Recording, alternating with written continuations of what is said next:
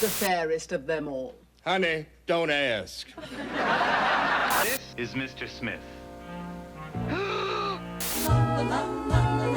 Remember those weirdest sitcoms? So strange 80s kids still can't forget them? They filled our homes with aliens, robots, and ghostly punchlines we never questioned. But looking back now, were they just funny? Or quietly shaping how we saw the world? It was called Small Wonder, but if you grew up in the 1980s, you know this show left a huge impression. The concept? A suburban engineer secretly builds a robot daughter, brings her home, and just kind of plays it off like everything is totally normal. No paperwork, no panic, just, hey family, meet the child I made in my garage. If that already sounds off the rails to you, buckle up because this show made weird its brand. The robot girl, Vicky, short for Voice Input Child Identicant, looked like a regular 10-year-old, spoke in a monotone voice, and had the emotional range of a microwave. But that was kind of the charm. She was supposed to blend in with real kids at school, except she was about as subtle as a blinking toaster oven in a classroom. And yet, 1980s kids ate it up like sugary cereal on a Saturday morning. There was something hypnotic about how weird this all felt. Imagine being a kid and thinking, wait, you can just make a sibling? And better yet, one who has super strength, photographic memory, and an off switch? That hits different when your real sibling is hogging the remote. Vicky became the accidental icon of strange television. She would lift couches with one hand, print information from her mouth, and sometimes freeze time just for fun. And somehow, no one in the neighborhood ever called the cops. The show played it totally straight. Vicky's secret was the family's burden, but not in a dark way, more like, oops, my robot daughter tossed the mailman across the yard again. Time for dinner. The fashion, the sets, the laugh track. It all felt like some alternate universe version of the American dream. There was pastel wallpaper, floral couches, and extremely high-waisted jeans. The family was cookie-cutter, almost disturbingly so, and Vicky's deadpan delivery made every punchline feel like a glitch in the Matrix. And yet, that's exactly what made Small Wonder stick in our brains. It was so offbeat that it felt futuristic, even though the show was basically filmed in your neighbor's living room. What made it even weirder? The show never explained how any of this worked.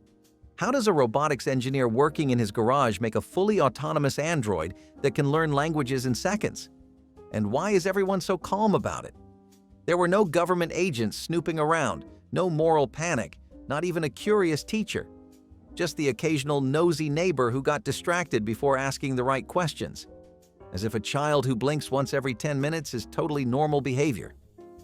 For kids of the 1980s, this show was a fever dream wrapped in a family sitcom format.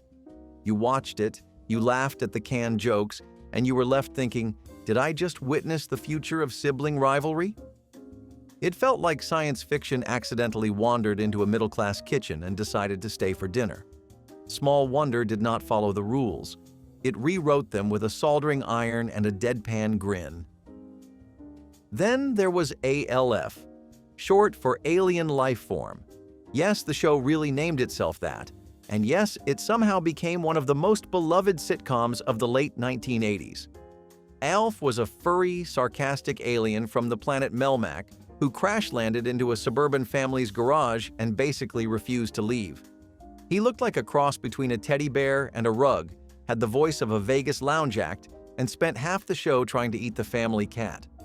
If that doesn't scream weird, I don't know what does. This was not your usual sitcom setup. The Tanners, an average American family, took ALF in without much hesitation. One day, no alien. The next, a wisecracking extraterrestrial is living in the laundry room and hogging the telephone. And the government? Nowhere to be found. The family had to hide him from the outside world, which led to all kinds of classic sitcom hijinks, but with a sci-fi twist. It was like E.T. if E.T. had a Brooklyn accent and a better stand-up routine. ALF was pure chaos.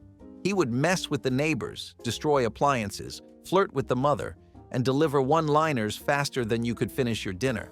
His humor was weirdly adult, full of sarcasm, dry wit, and bizarre cultural references. But kids still loved him. Maybe because he looked like something out of a toy aisle. Or maybe because he was the one character who never took anything seriously. He was rude, messy, and unapologetically loud. Everything you could never get away with at the dinner table. What made ALF stand out from the rest was its tone. It bounced between slapstick comedy and emotional depth with zero warning.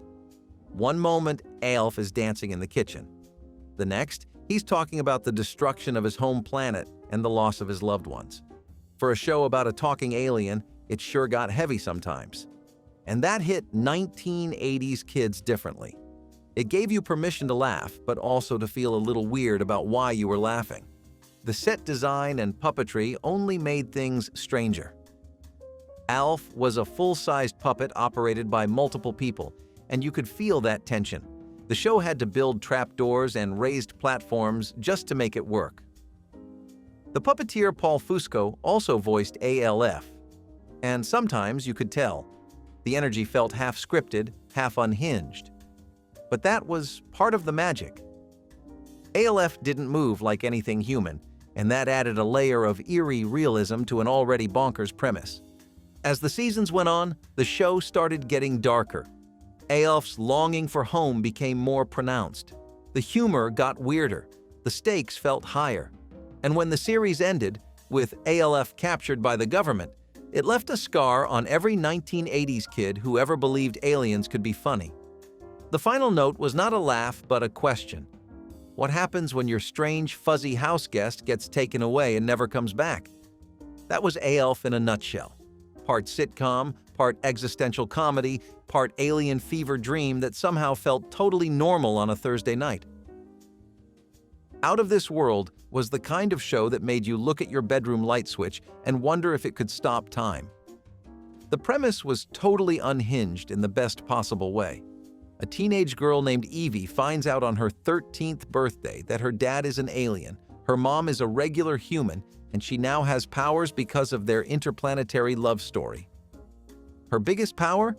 She could press her fingers together and freeze time. Just like that. No rules, no cool-down period, just instant freeze like she was microwaving the world. And that was just episode 1. The show did not even try to be subtle about how weird it was. Evie's alien father, who we never actually saw on screen, would talk to her through a glowing cube on her nightstand. Not a phone, not a space hologram. A cube. It lit up, pulsed with celestial wisdom, and occasionally gave fatherly advice in a James Earl Jones-type voice. Imagine doing your homework while your space dad lectures you from a glowing cube about honesty and Saturn. That was normal for her. And the tone? It wobbled between coming-of-age sitcom and low-budget science fiction with zero shame. One scene would be your typical teen drama, Evie trying to fit in at school or crushing on a boy, and the next scene she would freeze the entire cafeteria and change all the grades, or fast-forward through gym class, or rewind conversations. That was the real fantasy. Not just time travel, but time editing, like if life had a DVR remote and you were in charge of rewrites. That idea alone stuck in every 1980s kid's head. Of course, she was constantly learning that using her powers had consequences, but the show never really explained how or why they worked, and honestly, no one asked. You just accepted that this teenage girl had cosmic powers and a space cube father and moved on. Maybe it was the times, or maybe it was because the 1980s were filled with shows that asked you to believe in the impossible, as long as it had a laugh track and neon lighting. The supporting cast made things even weirder. Her best friend was always suspicious but never quite figured it out. Her uncle was a struggling comic with bad timing and worse luck, and her mom was just cool with all of it, raising a half-alien daughter who could bend time. Sure, whatever, just get your chores done. The lack of panic was almost as strange as the premise. But that is exactly why Out of This World made such a deep mark. It told kids that maybe being weird was not a flaw. Maybe it was your superpower. Evie was not the coolest, the smartest, or the most popular, but she was different. And for every kid watching who felt out of place or misunderstood, that meant everything. The show let you laugh at the awkwardness of growing up while also pretending you could pause your homework with a finger snap. Not a bad deal, if you ask me. Now, Jennifer Slept Here. That one was pure ghostly weirdness, and it hit you with it right out of the gate. A teenage boy moves into a fancy old house in Los Angeles with his parents, only to discover that it is haunted by the ghost of a dead 1950s movie star named Jennifer Farrell.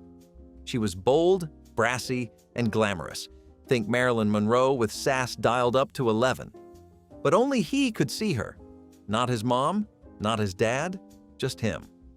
So basically, imagine being a teenager and having a flirty ghost as your personal mentor/chaotic roommate.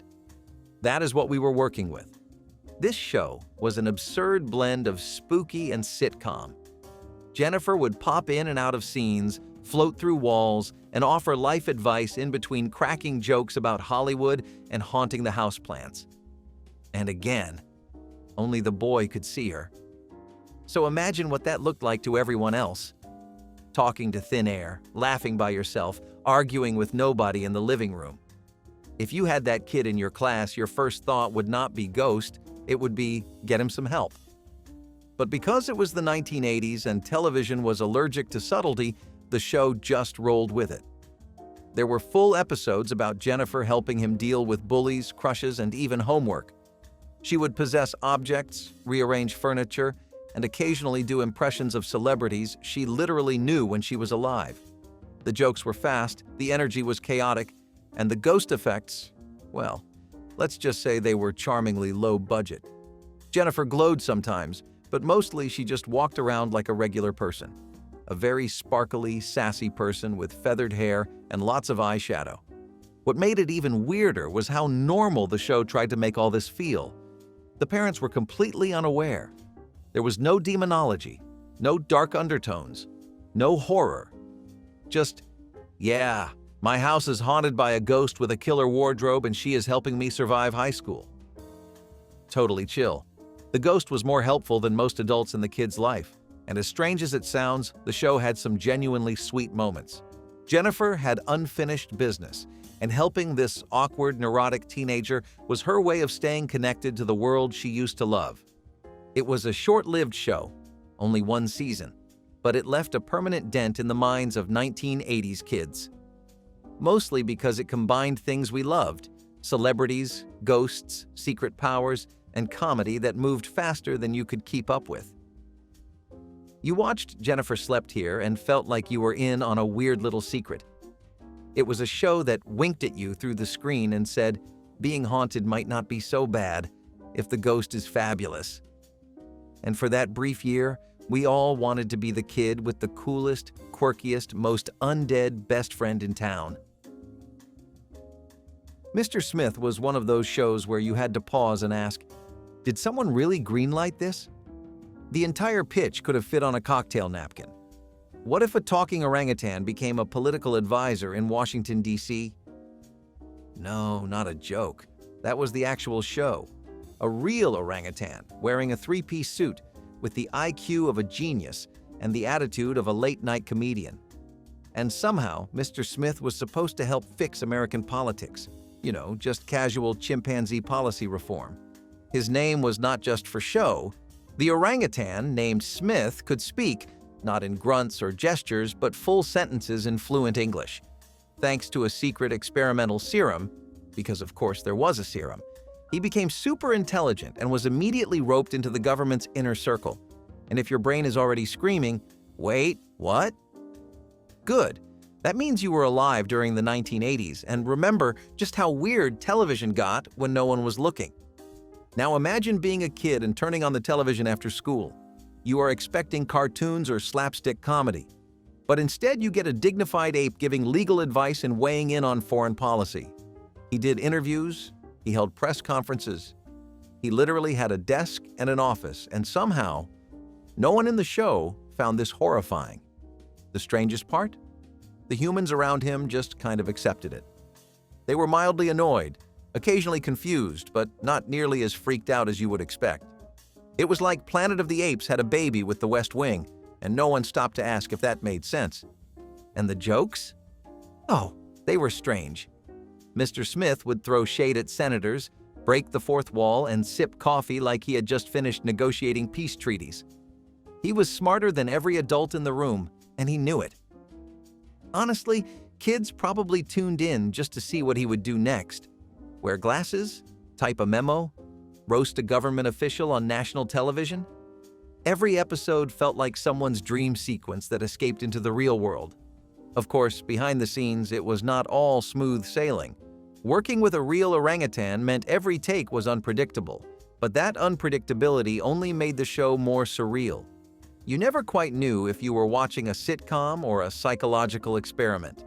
And for kids who grew up in that weird window of television history, Mr. Smith left a mark. It reminded us that intelligence could come from anywhere, even a primate in a power tie. And maybe, just maybe, Washington needed a little more fur and a lot less ego. If you ever wanted a show that felt like someone dumped comic books, neon, and science experiments into a blender and hit maximum weird, then Misfits of Science was exactly that. This was not just a sitcom, it was a full-on, off-the-rails superhero show disguised as a comedy. And it wore its chaos proudly. You had a cast of characters with mutant powers, a government lab gone rogue, and enough 1980s synth music to short-circuit a Walkman.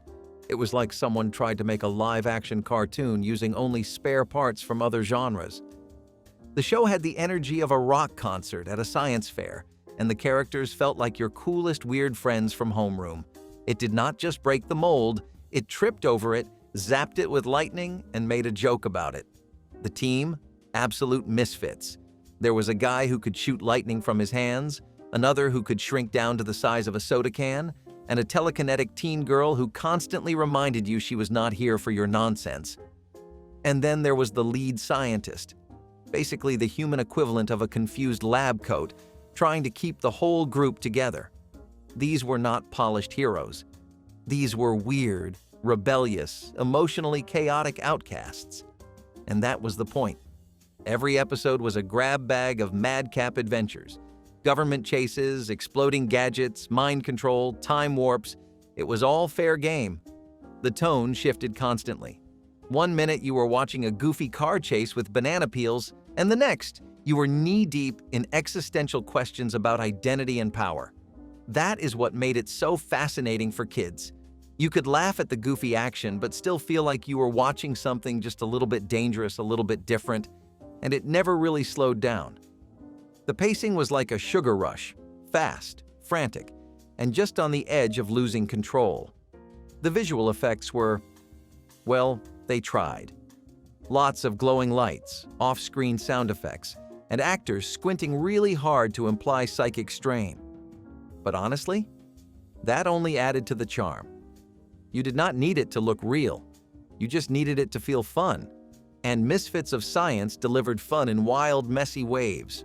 What really set it apart, though, was the attitude. This was a show that knew it was weird.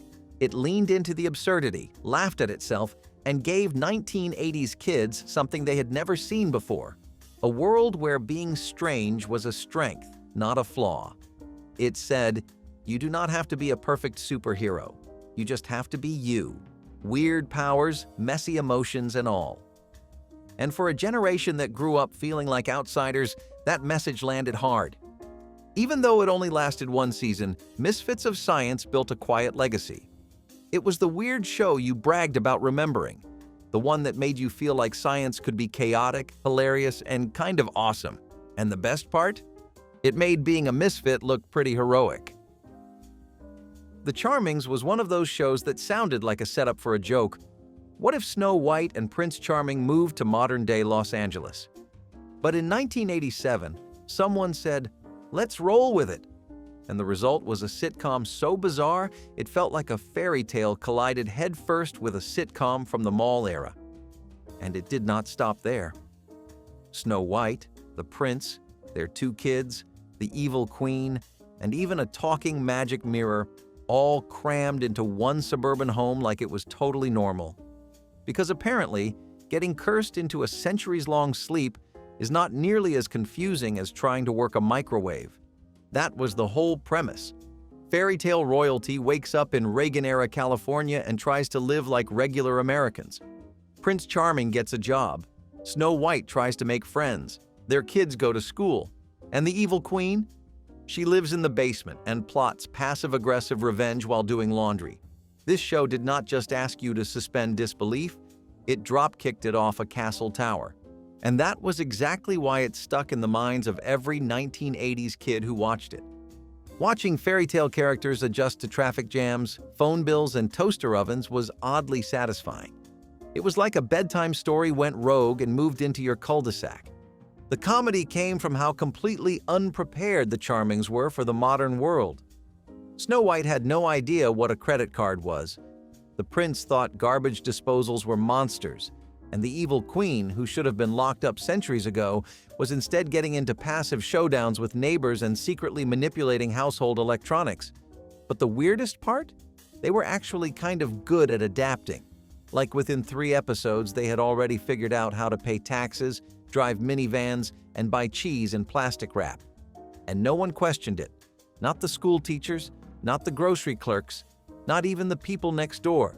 Because in sitcom land, anything goes as long as you return the shopping cart. The magic mirror was another level of strange. He lived in the hallway, had the voice of a cranky uncle, and would dish out sarcastic wisdom every time someone walked by. Imagine getting life advice from a wall ornament while brushing your teeth. That was just normal in this house. The show played it all totally straight. No meta jokes, no winks at the camera, just full-on fairy tale chaos with a laugh track. And that is what made the Charmings unforgettable. It was not trying to be a spoof or a parody. It was genuinely trying to show how fairy tale characters would survive in the suburbs. There was heart in the chaos. Snow White genuinely wanted to be a good mom. The prince wanted to provide for his family. And the queen? Well, she just wanted her powers back. And maybe a little respect. Same as any grandma. Even though it only lasted 1 season, the Charmings gave 1980s kids something weirdly comforting. The idea that even if you come from another world, you can still figure out how to use a dishwasher and fall asleep to late-night television. It reminded us that family is family, whether you rule a kingdom or just share a bathroom with a talking mirror and an ex-witch. My Mother the Car is one of those sitcoms that even sounds made up when you say it out loud. The title tells you everything you need to know. A man discovers that his late mother has been reincarnated as a 1928 Porter automobile. Yes, a car that talks and nags and gives life advice through the radio. The moment you hear that, your brain kind of short-circuits. But in 1965, someone decided that was primetime material, and the result was one of the strangest sitcoms to ever hit the airwaves. And yes, it haunted rerun blocks all through the 1980s. The main character, Dave Crabtree, buys the car, and it immediately starts talking to him, in his mom's voice. She says she was reincarnated through transmigration of the soul, whatever that means, and is now here to guide him through life. And by guide, we mean completely micromanage every decision he makes, including his career, his parenting, and his love life. So you had a fully grown man being parented by a classic car with a personality. And not just any personality, the kind that honks if you ignore her advice. It was part sitcom, part metaphysical meltdown, and somehow still managed to feel like a family show. Watching it was like attending a therapy session inside a used car lot. The car had headlights that blinked, doors that swung open dramatically, and a dashboard that somehow expressed disappointment. And even though Dave tried to keep this supernatural secret from his friends and family, he was constantly caught talking to his vehicle, at red lights, in parking lots, in the driveway. Imagine being a neighbor and watching that happen. You would be dialing the local psychiatric hotline before your morning coffee even finished brewing. But the weirdness did not stop there. The car had opinions on everything, and she was never afraid to share them. She meddled in her son's job interviews. She gave unwanted advice during dates. She even guilt-tripped him into doing chores. And the kicker?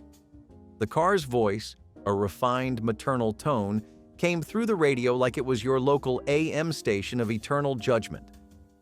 It was the sitcom equivalent of a hallucination with a laugh track.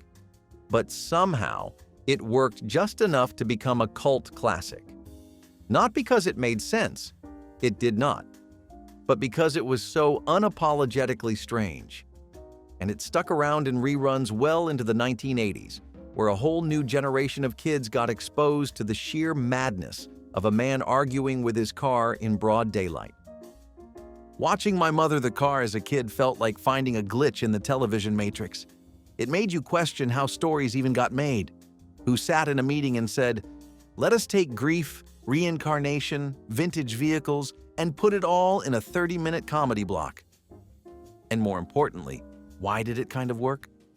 It left kids with a weird but oddly heartwarming idea. Maybe your mom is always with you, even if she now runs on gasoline. My Mother the Car was not about logic. It was about loyalty, family, and the strange comfort of knowing someone has your back, even if they are in the garage. The New Adventures of Bean. Baxter might be the most 80s thing that ever aired on television. Just say the name out loud. It already sounds like a kid who skateboards on top of the White House. And the show lived up to it. It was about a totally normal teenager whose dad gets kidnapped by an evil organization, so the government secretly recruits him to be a spy. You heard that right. One day, he is doing homework. The next day, he is saving America in his Letterman jacket. And the best part? He is actually kind of good at it. Beans, yes, that was his real name, had everything an undercover agent needed. He was athletic, clever, curious, and had just enough awkward teenage charm to blend into high school and enemy bases. The show was like someone took a Saturday morning cartoon and forced it to wear jeans and drive a convertible. Every episode had secret missions, explosions, absurd disguises, and gadgets that looked like they were made out of calculators and Hot Wheels. The plots made almost no sense, and that was the fun of it. It felt like someone gave a spy agency to the kid from algebra class who never tied his shoes. There was action, sure, but half the tension came from wondering if Beans would make it home before curfew.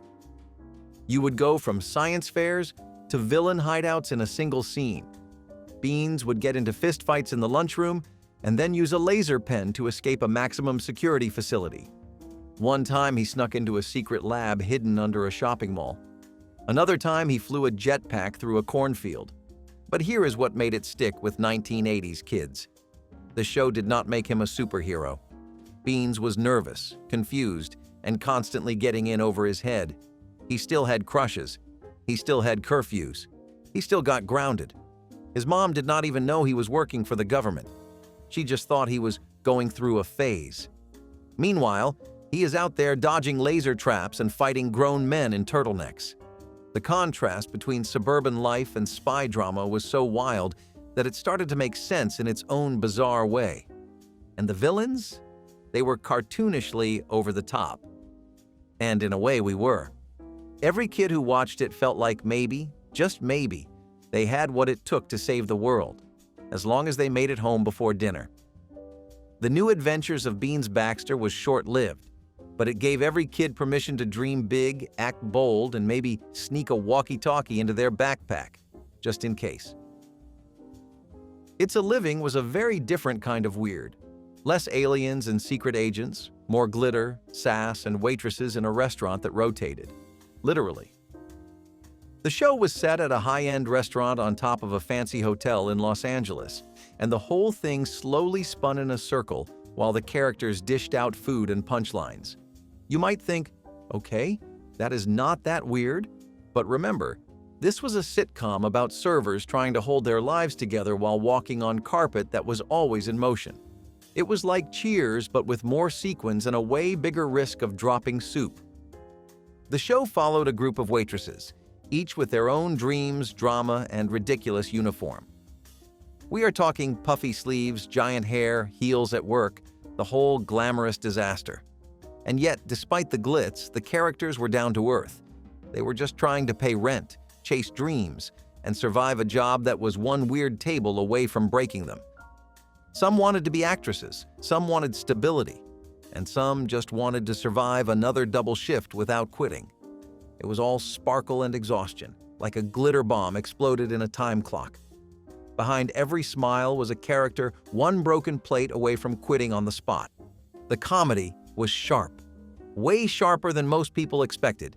These women were constantly roasting each other, the customers, and especially the manager, a piano-playing wisecracker who doubled as the lounge act. The whole show lived in this strange space between over-the-top glamour and day-to-day struggle. You had dramatic breakups and goofy food fights in the same scene. The emotional whiplash was real, but it somehow worked, probably because the cast had chemistry you could feel through the screen. And the setting? It was like a time capsule of 80s excess. The carpet was deep red. The lighting was soft gold. The windows showed fake cityscapes. It felt like every hotel restaurant your parents were too scared to take you to. You could almost smell the overpriced lobster and cheap champagne through the screen. But that was the magic. This weird, spinning restaurant felt like its own world. A glittery bubble of drama, jokes, and just enough heart to keep you watching. It also stood out because it showed working women with humor and grit. They were flawed, funny, ambitious, and completely over it. One minute they were giving love advice. The next, they were dodging weird customers and trying to get their shifts covered. And behind all the jokes, there was always a little bit of truth about friendship, burnout, and what it means to get through life one table at a time. For kids watching in the 1980s, maybe it was not the first show that came to mind, but if you caught it, you remembered it. Mostly because it felt like a grown-up world that somehow welcomed you in anyway. It's a Living said, "Yeah, life is hard, but if you have good friends, strong heels, and enough one-liners, you will be just fine." And honestly, that is not a bad lesson to pick up during prime time. The Secret World of Alex Mack felt like someone handed you a diary filled with electric secrets and said, "This is what growing up really feels like." Not just the awkward parts or the funny bits, but the transformation, the fear, the pressure to hide who you are just to survive middle school. Alex Mack was just a normal girl until one accident gave her superpowers: telekinesis, shape-shifting, even turning into a silver puddle. But here's the thing. It was never really about the powers. It was about what you do when you are different and scared and trying to stay invisible. It was about lying to your best friend because the truth might ruin everything. About hiding from the people who say they want to help but only want to control you. About looking in the mirror and not knowing what version of yourself is going to show up that day. It captured all the weirdness of adolescence and wrapped it in science fiction that felt just close enough to possible. The show had a grit to it. Not dark, but raw. It did not sugarcoat the fear of getting caught or the anxiety of not being normal. And yet, it still found space for humor, for friendship, for those little wins that make being a teenager bearable. Alex was smart, brave, messy, and real. Her world was complicated. Her choices were heavy. And you watched because somewhere deep down, you wondered what secrets might be hiding in your own world too. What if something in you was strange, or powerful, or both? The Secret World of Alex Mack was not a fantasy. It was a mirror. And sometimes it showed us more than we were ready to see. Dana Plato was America's big sister. As Kimberly Drummond on Different Strokes, she brought heart, warmth, and grace to a sitcom that dared to tackle hard truths. She smiled through the screen like someone who had it all together, but the truth behind her eyes told a different story. Fame came quickly, too quickly, and it never taught her how to hold on to herself. After Different Strokes, the offers stopped. The industry moved on. Dana did not. She fought hard to stay relevant, to find herself in a world that had already moved past her. Her choices became more desperate. She posed for tabloids, took roles she would rather forget. And all the while, the girl who once made us laugh was slowly unraveling. Addiction wrapped around her like a shadow she could not shake. She tried to get clean, tried to come back. But the pressure of being famous and forgotten is its own kind of poison. By 34, Dana Plato was gone. A tragic overdose ended her life, and with it, a chapter of television history that still feels unfinished. She died just a day after telling a radio show she was finally turning things around.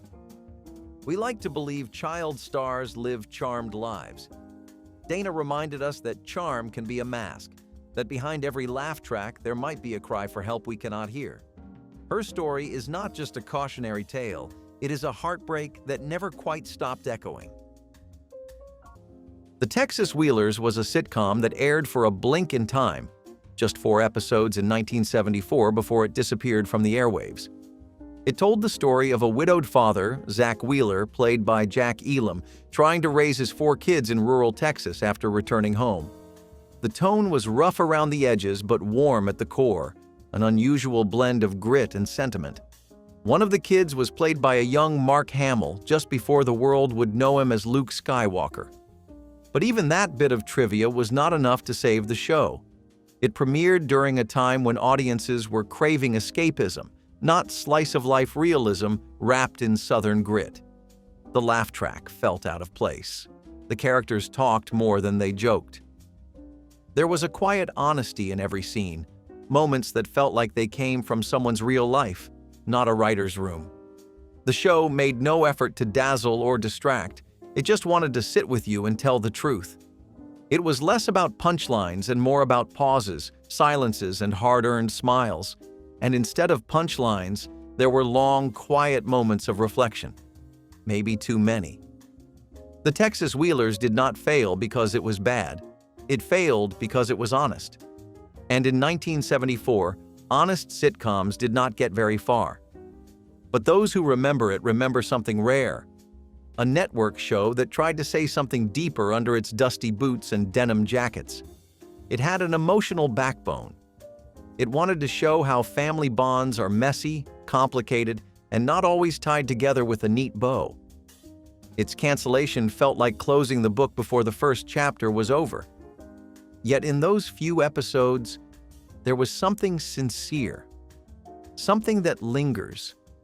The kind of sincerity that could only be appreciated years later. Animorphs was one of those shows you watched with your face close to the screen, not because you were excited, but because you were confused, scared, and absolutely hooked. It was not polished, not even close.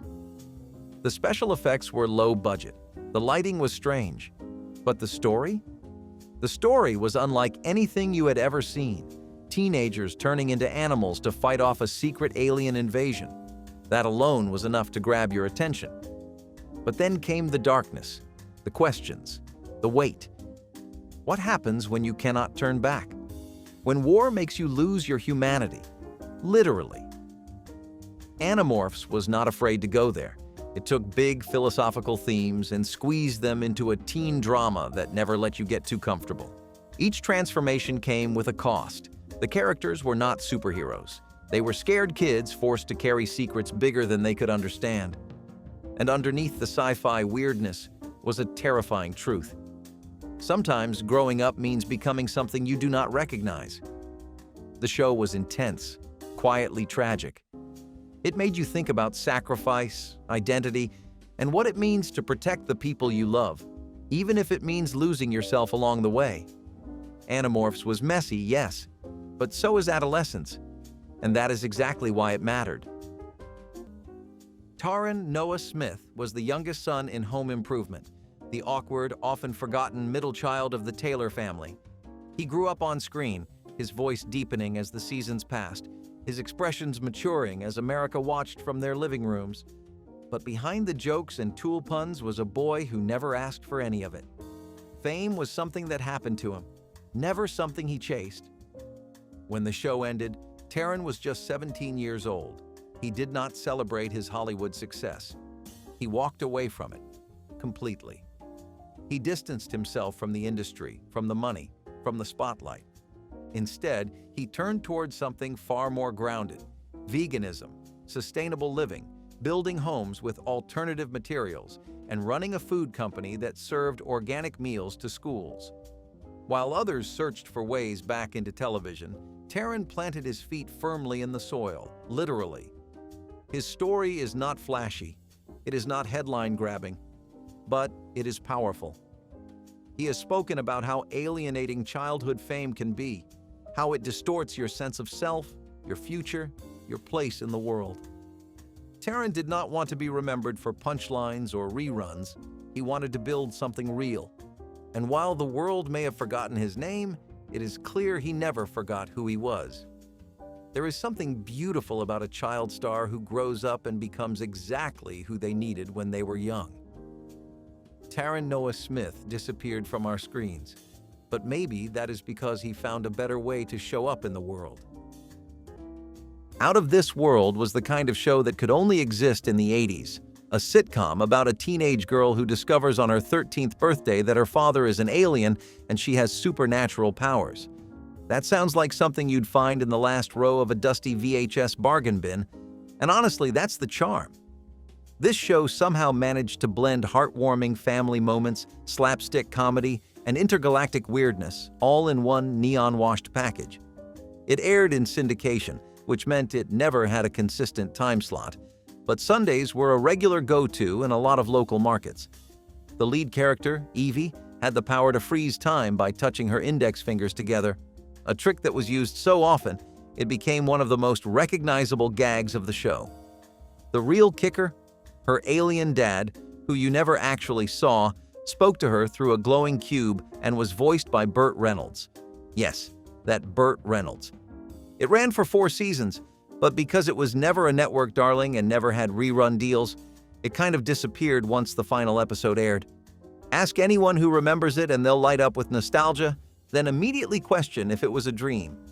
It was campy. It was bizarre. And it was something truly, uniquely 80s. Out of This World might have vanished from the spotlight, but for those who saw it, it never left their memories. Gullah Island was not just a kids' show. It was a window into joy that was loud, colorful, and full of music you still remember the words to, even now.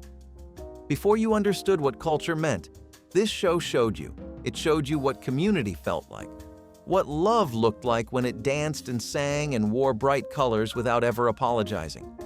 Gullah Island was built around a real culture, Gullah, the descendants of West African people brought to the coastal South. That culture was always there. It was in the way the characters spoke, in the rhythm of the songs, in the way the family cared for each other. But you did not need a history book to understand it. You felt it. You saw it in how the characters laughed, helped, taught, and celebrated together. There was a frog named Binya, who might have been the most joyful puppet to ever hop across your screen. There were sing-alongs you can probably hum right now without even trying. And there was always a lesson, but it never felt like a lecture. It felt like play, like freedom, like someone gave your imagination a place to run barefoot outside. Looking back, it is wild that a show this beautiful, this rooted in real culture, ever faded from memory. It should be studied. It should be celebrated. But instead, it sits buried in the back corners of streaming nostalgia. Gullah Island taught you what it meant to live in harmony, with people, with family, with the land, and with your own voice. And now that you are older, you realize how rare that is, how precious, how needed. How many kids shows today even try to do that? Carrie Henn was not an actress. She was a memory. At just 10 years old, she gave one of the most hauntingly beautiful performances in science fiction history as Newt in Aliens. Her wide eyes, her whispers in the dark, her terrified strength, it all felt heartbreakingly real. And maybe that is because it was. Carrie was not a polished child star. She was a regular girl who landed a once-in-a-lifetime role. And after the lights dimmed, she never looked back. Most child actors would have chased more roles, tried to extend their moment. Carrie chose the opposite. She walked away from Hollywood and never returned. No sitcom appearances, no awkward teen comedies. She grew up, earned a degree, and became a teacher. While fans kept Newt alive through conventions and tributes, Carrie Henn lived a life far from the red carpet. Not out of failure, but out of choice. And what a choice it was. She has spoken warmly about her experience on set, about Sigourney Weaver becoming like family, about the magic of being part of something so iconic. But acting was never her dream. It was just a story she stepped into once, then stepped out of, just as gracefully. There is something sacred about that, about knowing when one chapter is enough. Carrie Henn reminds us that disappearing is not always erasing. It is just closing the book at the right time. Baywatch Nights was a spin-off that should have never worked, and in the end, it didn't. Airing from 1995 to 1997, it began as a detective drama starring David Hasselhoff's character from Baywatch, now moonlighting as a private investigator. But somewhere along the way, someone had a wild idea. What if it was supernatural?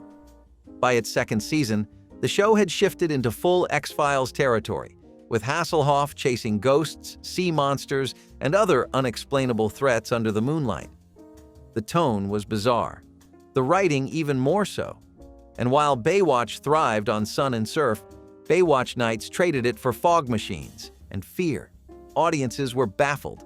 There were alien conspiracies, demon possessions, and episodes that felt like fever dreams. It was less a spin-off and more a genre-bending experiment in identity crisis. But hidden inside that chaos was a wild kind of courage, to throw everything safe away and start again.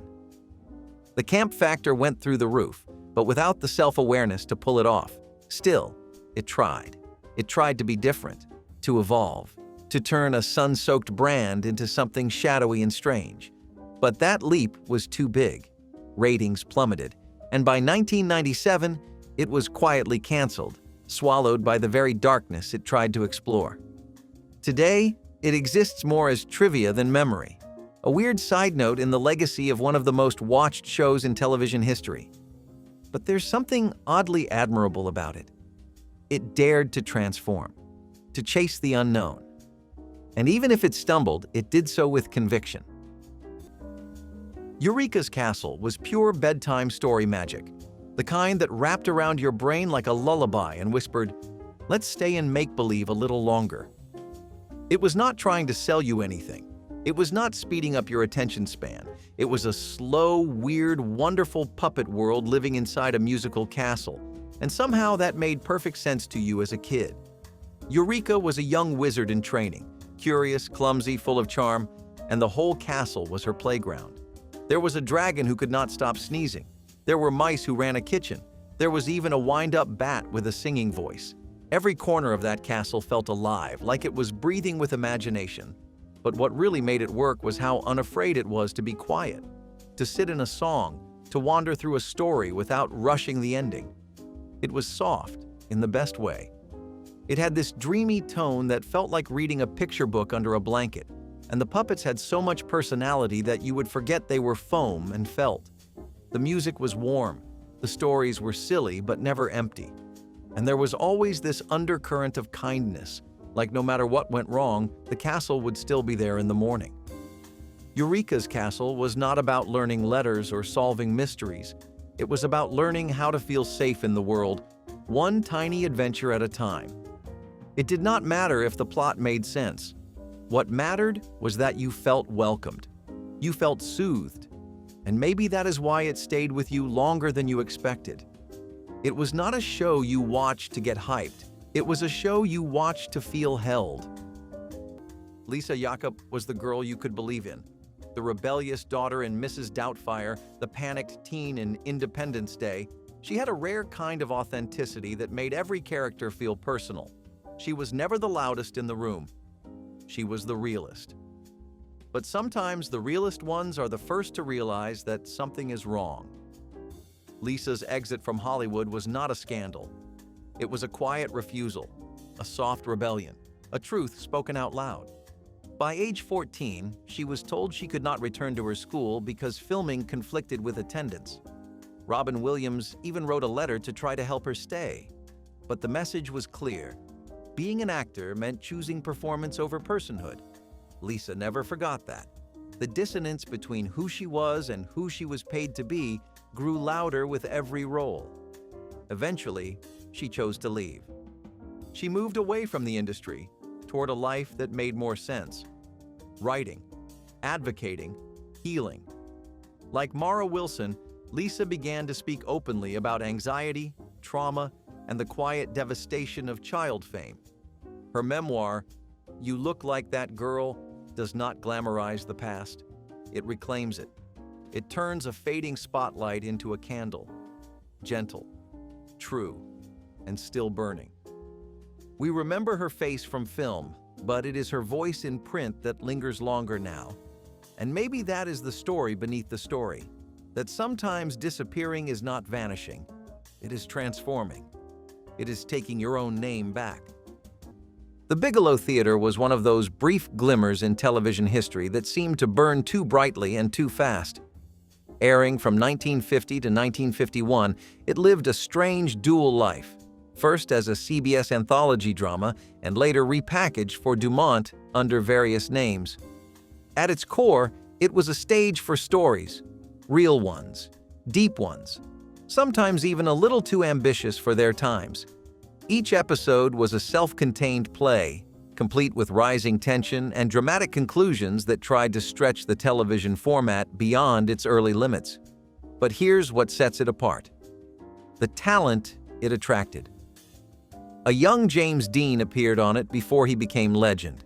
George C. Scott showed up long before anyone called him iconic. For one brief, shining moment, the Bigelow Theater was a springboard for greatness. It was the kind of show that didn't just cast actors, it captured them at the edge of becoming icons. There was a rawness in the performances, a feeling that no one quite knew they were making history. Every episode felt like a rehearsal for something much bigger, but no less sincere. And because of that, it became a quiet archive of American talent right before it exploded. But it never quite caught the public's imagination in the way its network hoped. It lacked flash. It asked its viewers to pay attention, to feel something. That was a lot to ask from a post-war America that just wanted to laugh or sing. And so it faded, quietly, almost politely, into television's attic of forgotten names. But those performances, those early, trembling moments of greatness, they remain buried in dusty kinescopes, just waiting for someone to remember. Beetlejuice. The cartoon was like stepping into your weirdest dream and finding out someone had already drawn it, colored it in slime green, and made it funnier than you expected. It should not have worked. A creepy ghost from a dark comedy movie turned into a kids' show? That sounds like a bad idea on paper. But somehow, Beetlejuice the animated series was its own strange miracle. The show dialed back the horror and turned up the weird, way up. This Beetlejuice was more mischief than menace, more chaos than cruelty. He was loud, gross, brilliant, and totally impossible to predict. And he was best friends with Lydia, yes, the goth teenager from the movie, but in this version, she was his partner in crime, not his target. Together, they traveled between the real world and the neither world, where nothing made sense and everything had eyeballs. The art style was twisted but oddly beautiful. Everything looked like it came from a haunted toy box. And the jokes? They were non-stop. Beetlejuice cracked puns so fast you had to replay the episode just to catch half of them. But for all the goofiness, the heart of the show was Lydia. She was smart, confident, and unapologetically herself. And Beetlejuice, for all his flaws, always had her back. Their friendship was weird, but it worked, and it told kids something valuable. It is okay to be different. It is okay to be strange. In fact, it might just be your greatest strength. Mike Vitar was the kind of kid who made every summer feel like it could last forever. As Benny the Jet Rodriguez in The Sandlot, he was a symbol of speed, freedom, and the unbreakable magic of childhood friendship. And in the Mighty Ducks sequels, he brought that same fire to the ice. He was not just playing characters, he was becoming memories, the kind that stuck with you long after the credits rolled. But somewhere between the bases and the blue lines, Mike disappeared. There was no farewell press tour, no dramatic scandal, just a quiet exit in the late 1990s, as if he had run the bases one last time and never looked back. While the world was still quoting his lines and wearing Sandlot t-shirts, Mike was stepping into a new uniform, one that would define the rest of his life. He became a firefighter, a real one, not a role, not a scene, a life-risking, people-saving, dawn-to-dusk kind of job. It is the kind of pivot that tells you something about who he truly was. Fame might have found him, but it never changed him. And while the industry kept calling, Mike had already answered a different kind of call. There is something poetic about that. A child star walking away not out of failure, but out of purpose. He did not want to be remembered. He wanted to matter. And maybe that is why his disappearance feels less like a loss and more like a story we were lucky to witness, even if only for a while. Because some heroes do not wear costumes on screen. Some wear helmets and carry hoses. The 20th Century Fox Hour was a short-lived attempt to bridge the golden age of cinema with the golden glow of television. Running from 1955 to 1957, it was an anthology series that adapted well-known films and original stories into hour-long television dramas. It was elegant, it was cinematic. It tried to carry the weight of the studio's name on its back and bring it straight into your living room. Each episode had a familiar polish to it, like watching a condensed movie but with all the grandeur still intact. Famous stories were trimmed down to fit into 60 minutes, and new dramas tried their best to live up to the brand that preceded them. Some succeeded, some did not. But even when it missed with grace. The lighting, the music, the framing, it all felt like a miniature film festival delivered to your living room. You did not watch it to laugh or relax, you watched it to watch. It reminded people that television could be art, not just noise. But every Sunday, viewers knew they were getting something a little more refined, a little more serious. In a world of variety shows and slapstick, the 20th Century Fox Hour felt like a whisper from the movie theater down the street. It was classy without being cold, dramatic without being dull. But the formula proved hard to sustain. The rise of sitcoms, westerns, and science fiction made its slower pacing feel out of step. Eventually, it quietly faded, unable to compete with the flashier new kids on the block. But it left behind a strange elegance, a kind of dignity that other shows rarely aimed for. The Adventures of Pete and Pete was not a show, it was a feeling, the kind that snuck into your heart through the weird back door of childhood and never really left. Two brothers, same name. A small town full of the strangest people you could imagine. But it never felt like a joke. It felt like truth, wrapped in surreal humor and drenched in quiet sadness. Pete and Pete was about childhood, but not in the usual shiny, safe way. It was about how weird and painful and magical it can all be. How a metal plate in your head might pick up radio signals. How your mom might wrestle a bowling trophy. How your best friend might just be the strongest man in the world, and no one would question it. The show never explained itself, because life does not explain itself, it just happens. Pete and Pete let you sit in that weirdness. It let you feel confused and still completely seen. The music was dreamy, the visuals were raw, and the voiceover from Big Pete had the kind of melancholy wisdom that only makes sense after you grow up. This show made you nostalgic while you were still living the moment. And now, years later, it feels like opening a box of memories you forgot you buried. Eric Sullivan was the kind of weird you wished you could be. As Dewey on Malcolm in the Middle, he stole every scene without ever trying. He was odd, unfiltered, a little too smart, and strangely wise beyond his years. You never quite knew what he would say next, and that was the charm. In a show packed with chaos and punchlines, Dewey was the quiet chaos, the unexpected storm. And then, just like that, Eric faded into the silence. When the series ended, so did his career. Not with a bang, but with an empty space where we thought he would be. There were no major interviews, no public breakdowns, just Eric, disappearing into the backdrop of real life. He made a couple of small appearances in the early 2000s, but nothing that felt like a return. And after a certain point, the world stopped asking when we would see him again. Because deep down, we knew the answer. Rumors have swirled, speculation has followed, but Eric has never stepped back into the spotlight to explain. And maybe he does not owe us that. Maybe his silence is its own kind of message, that life does not always need to be performed, that not every story gets a sequel. Sometimes the curtain falls and the actor just walks away. But there is something haunting about it, something unfinished. Because Dewey was not just a character. He was a mirror to the strange, fragile, brilliant side of being a kid. And the boy behind him? He chose something that most child stars never get. Anonymity, peace, privacy, a life off stage. It's a Living had a simple premise. 6 waitresses working at a swanky restaurant on top of a Los Angeles skyscraper, juggling tips, tough customers, and each other. It ran for nearly a decade, first on ABC and then in syndication, from 1980 to 1989.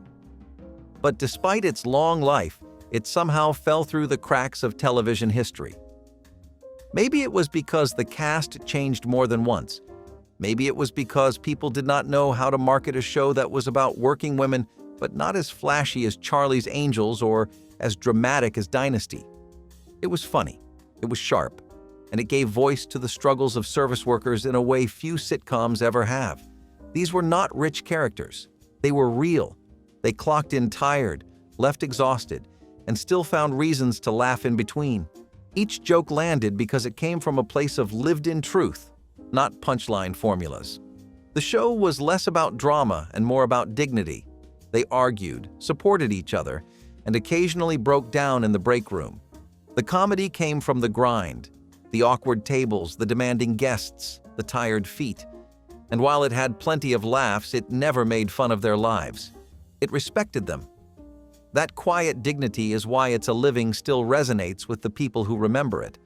But syndication does strange things to memory. Shows become familiar, but fuzzy, important, but unspecific.